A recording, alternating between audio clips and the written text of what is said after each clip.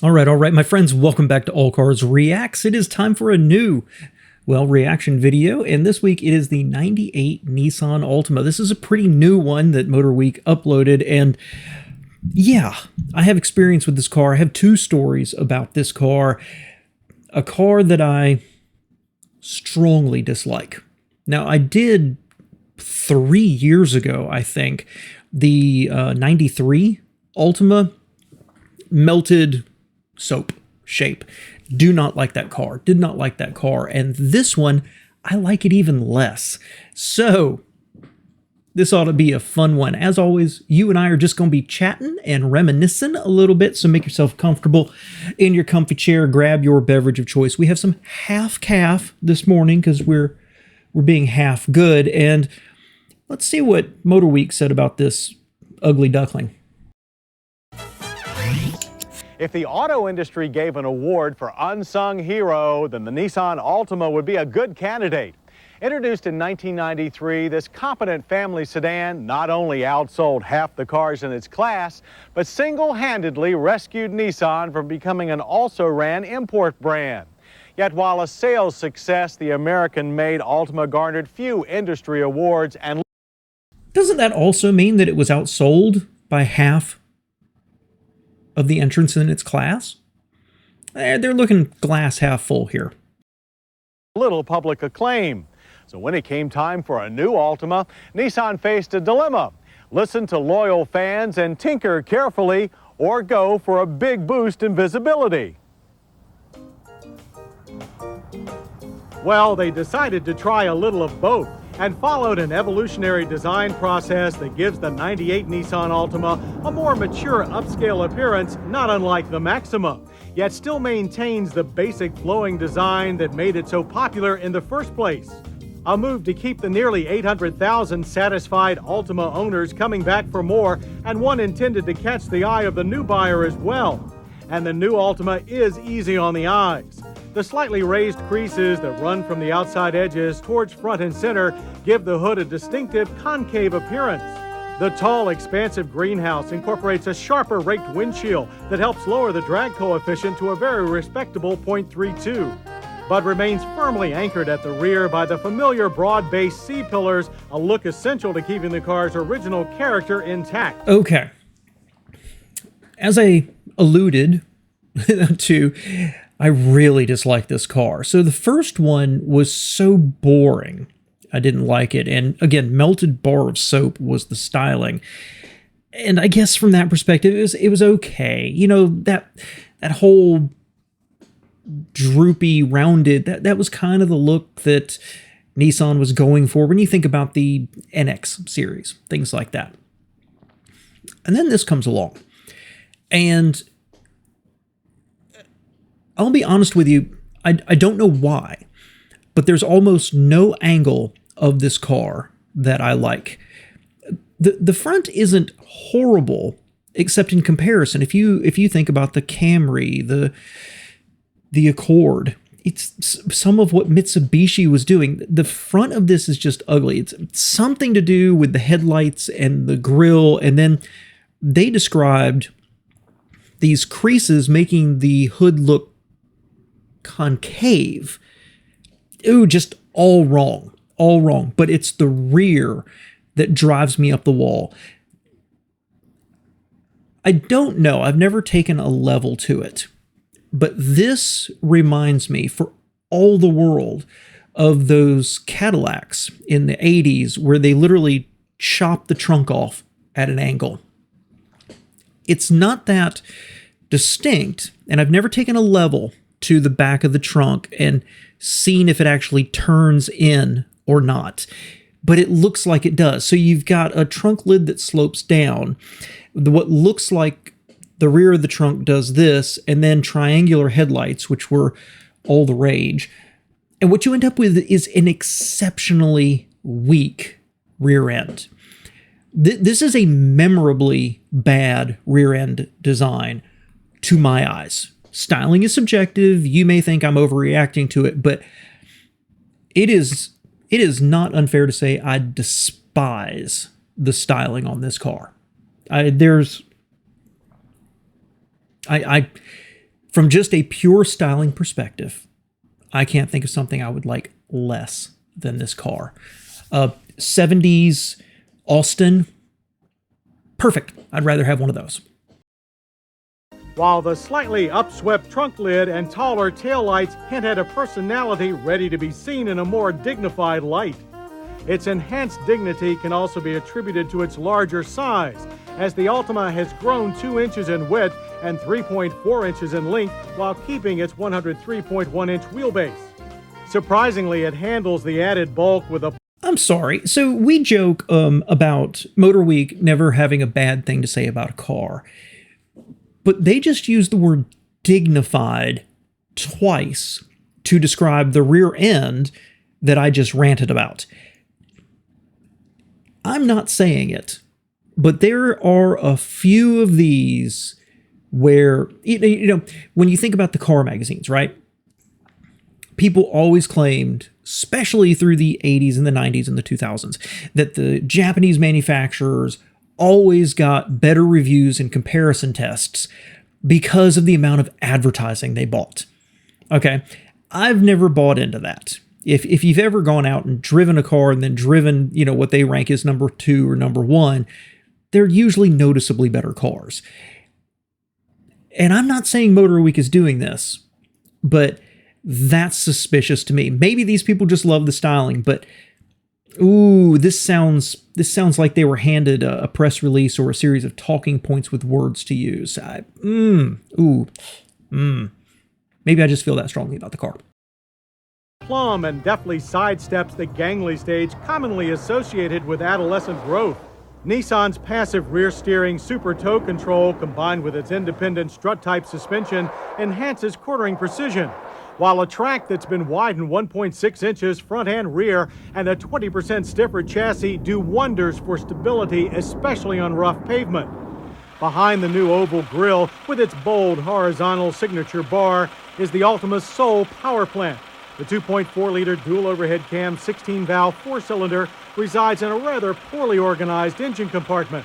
And while its output remains unchanged, producing a class-leading 150 horsepower and 154 pound-feet of torque, the engine itself has been carefully massaged. Lighter pistons, reduced crank and camshaft friction, and changes in valve timing all serve to bring more power to the lower RPM range and to quiet the buzzy nature inherent to most four-bangers. The changes work. I don't have a major problem with this engine. I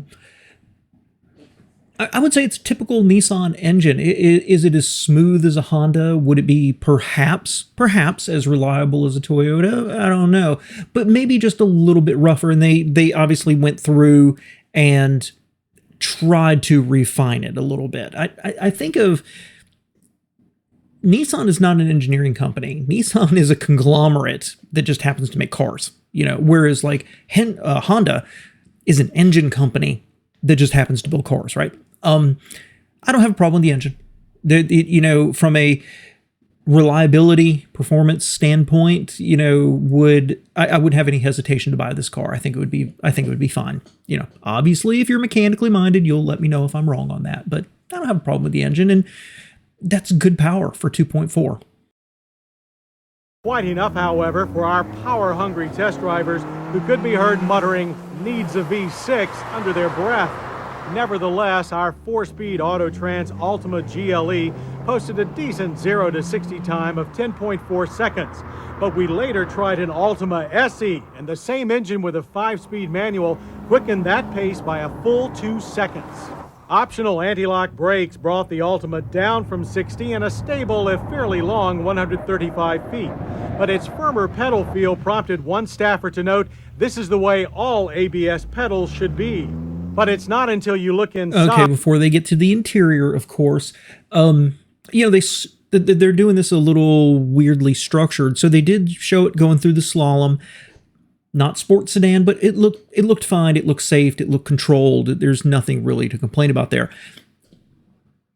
10.5 seconds, 0 to 60. That doesn't rise to the level of terrible. However, I just recorded relatively recently a Nissan Altima. No, excuse me. I'm sorry. What the heck am I thinking? A Hyundai Accent little tiny engine and a 4-speed. I think it was 11. So from that perspective, maybe it was 11 and a half. You get the idea. This is slow. This is not fast. 2 seconds faster with the 5-speed. That tells me there's something going on here. I mean, the 5-speed, back then, 5 speeds, the manuals should be faster than the automatics. Now it's largely been evened out, okay? But that tells me the slush box is losing a lot of power or a lot of inefficiencies, mechanical inefficiencies in it. I don't know why, but with an automatic, that's just slow, but not a sports sedan. Let's look at the inside. The family-sized Altima that you begin to really appreciate the upscale refinement and attention to detail that makes this car Nissan's bestseller. The leather-wrapped tilt steering wheel fronts a new tasteful dash that forsakes the original Altima's dated linear roots in favor of a softer, more organic look. Both airbags... I'm sorry. So 2 more talking points there, right? You know, what refinement and careful attention to detail. And then they start playing smooth jazz while they talk about the new organic shapes. If this was not 1998, I would say that a media person from Nissan used AI to write this script. This is kind of funny, actually. Are the new deep-powered design. A large white-on-black speedo and tach anchor the straightforward instrument cluster with small rectangular fuel and tip gauges on either side. The standard leather-faced buckets in our top-of-the-line GLE were extremely comfortable and offered excellent support. The driver's side comes with an 8-way power seat with adjustable lumbar support. If you can't get comfortable in this seat, see a doctor. Just to the right and within easy reach are the practical and well-marked climate controls. And right below is the 100-watt AM/FM cassette CD stereo with its 6 speakers placed strategically throughout the cabin. In terms of performance and ease of use, this is one of the nicest stereo systems we've seen in some time. The speakers were placed strategically around the cabin versus other manufacturers who apparently just throw them and then sell the car. But it is the small touches like the wood grain insert that surrounds the center dash controls and shifter and the leather accents in the doors that always made the Altima seem richer than other family cars in its class. And there are detailed changes that enhance this car's exceptional value, like the cup holders moved to the center console where they no longer block stereo and climate controls. The additional 2.2 cubic feet of interior space provided by the larger body dimensions is most noticeable in the rear of the Altima. Those destined for the back seat will appreciate the increased head and shoulder room. All models, with the exception of the entry-level XE, now come with a 60/40 split folding seat back that, when folded, reveals a still smallish pass-through. But on the other side of that opening is the cavernous cargo area. At 13.8 cubic feet, this trunk is a dream for the packing impaired. The low liftover and high swinging lid will make it easy on their backs as well. Oh, so, wow. Okay, I've suddenly got a lot to say. First off, I disagree that something 13-ish cubic feet is cavernous. That's a low standard. I'm going to come back to the trunk. Back seat didn't look that large, and I think that's a key thing about this car. And it goes to one of my 2 stories. I'll tell them at the end. This is a big compact. It's not a mid-size car. This is a big compact car. And when you see that guy in the back seat and his knees are like that far away from the front seat, this is not much bigger than some small cars, at least in the back seat. They've made it bigger, but it's still not, big. For its market positioning and for what you imagine is a young professional driving to work and takes a couple of people out with him for lunch, it's certainly fine. The front seat, I will agree, I like the interior here. The inserts on the door, the shape of the dash where the instrument cluster is. I even kind of thought it was cool that like the gas was a rectangular box, not a circular or half oval like everybody else. I kind of thought that was cool. Big buttons, big knob on the radio. And the HVAC, while I harp on the fact that I like symmetry, the fact that it's got the knob and buttons and a slider, I always thought it was kind of cool. I don't know that I really ever thought of it as more upscale, but looking at this top of the line one, and you think about what Toyota was putting out there with their plastic fantastic dash. Where did I get that phrase from? This was nice. This was a nice place to spend time. But then going back to the trunk, it's cool they used boxes, not luggage. You know, we've joked before over the years about how it seems like they have a big bag of luggage that's filled with bricks that they're trying to load in there. Those were obviously empty boxes to kind of show it. I think that luggage is more useful because you're thinking about, you know, you're traveling to grandma's house for Thanksgiving, or you're going to the airport, you know, loading in how much big luggage can you get with a duffel bag and all this other stuff. When I've done trunk reviews, I've used bags of groceries. So I kind of like the box idea. That's a nice little change. And you won't strain going for your wallet either, with the base model XE priced at a mere $14,990. The more performance-minded SE lists for $18,490, while the almost sumptuous GLE carries a sticker of $19,890. Our test model peaked at $21,158. So family car value tops our list of hits, followed closely by high interior content. Excellent ergonomics and the new refined styling are also in the plus column. The lack of a V6 engine leads our slate of misses, along with a poorly organized engine bay and a cramped trunk pass-through. But a competitive price, it's cheaper than a comparable Camry or Accord, combined with its improved quiet ride, smoother engine, and loads of features, makes the Altima an impressive family car. And it's plain to see Nissan is putting a new spin on an old cliche by making sure that what you get is much more than what you see. Okay, so what to say here?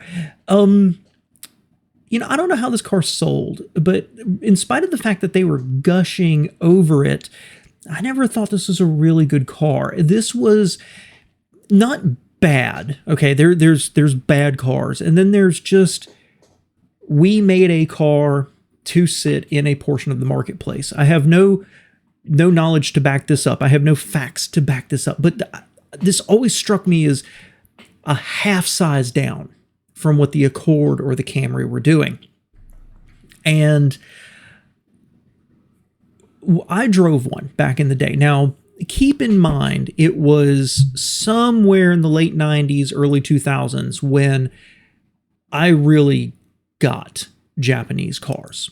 Okay, I had driven the Millennia and Protege and Honda Accord. I ended up buying a Protege and later a Honda Accord.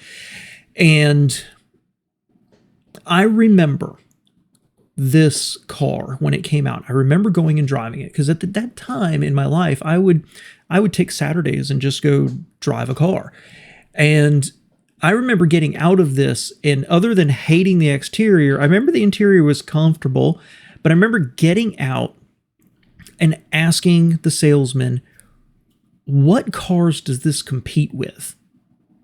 And he was like, well, the Accord and the Camry. And I understand why in retrospect, right? In hindsight, I understand why, because it didn't feel as big. It didn't feel there. If the Accord and the Camry are here in terms of build quality and quality materials and just the feel you get, the Nissan was down here. It was a perfectly competent, boring, generic white box with a UPC symbol of a car. I'm not saying it was bad. It just was kind of ew. Now, the generation after this, I thought the Altima started to get pretty good. And I've said before, more modern Altimas, I think they're fabulously comfortable. I like their dashes. The ergonomics work for me and they feel substantial. But this one really, really turned me off and I didn't like it at all. So I'll add in here my last story, which is I was working for a company, and we had a young woman. She was older than me, but a young woman who was a receptionist or assistant or something like that. She was going through a divorce, and she needed to buy a car. And she went off and she got an Altima. And literally, when she like showed up at the office, people were like, "Why'd you buy that?" Okay. I'm not joking. Within the week, she had gone back to the Nissan dealer and basically broke down and cried until they took it back. And then I don't remember what she got afterwards right now, but it wasn't this car. She disliked it so much after a few days ownership, she just broke down. Now, there may have been some other things going on in her life as well, and it all just kind of, manifested itself in this car. But that's my opinion of the Altima. If you own it, you cry. I'm joking, of course. I think it's a perfectly fine car. If you owned one and then you owned it for 10 years and it was perfectly reliable, I totally get it. I'd love to hear it from you below. But for me, I think this was the weakest styled car that could not, and with a okay powertrain and okay handling that could not be offset by what I thought was a pretty nice interior. Thanks so much for spending a few minutes with me here today, y'all.